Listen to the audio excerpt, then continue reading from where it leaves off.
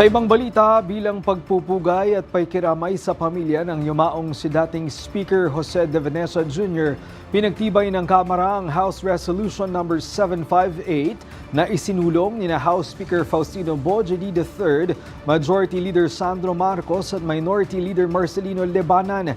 Kinikilala sa resolusyon ang ambang ni De Venecia bilang nag-iisang mambabatas na nagsilbing Speaker sa loob ng 5 Kongreso.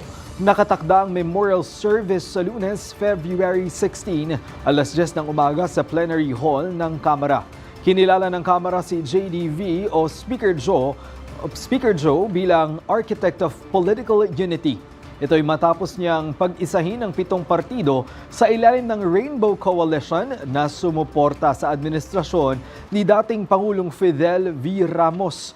Bukod sa kanyang papel sa legislatura, kinilala rin ang ambang ni De Venecia sa pagsusulong ng kapayapaan at regional cooperation sa Asia.